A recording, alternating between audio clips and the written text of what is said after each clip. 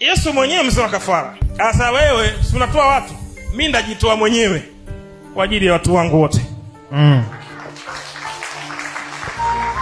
Kwa sababu hakuna kafara kubwa duniani kama kumuua mtu. Kumuua mtu ndo kafara kubwa. Ndio maana usiombe hela za watu bila kujua zinatoka wapi.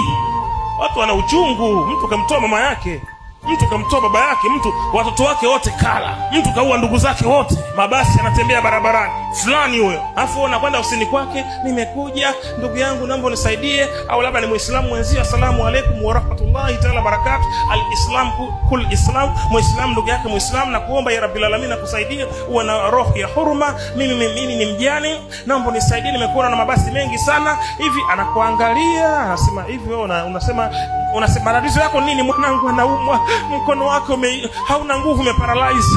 Wewe unazungumza mwanao ameparalyze mkono, yeye mke kamuua, watoto wote kala. Hiyo roho ya huruma hana. Acha mali za watu. Mungu akupe zako. I will see. Hakuna kafara bila kuua mtu. Haipo. Narudia tena kwa ujasiri wote, hakuna kafara bila kuua mtu. Haipo. Labda unataka kujidanganya tu, eti umekwenda kwa mganga, vidawa chuchu kakufungia, hii oga siku 2, hii oga siku 3, hii weka kwenye maji ya kunywa, chemsha, hii hapa utapaka kwenye makalio, hii hapa puliza, hii utachoma, utajifunika ili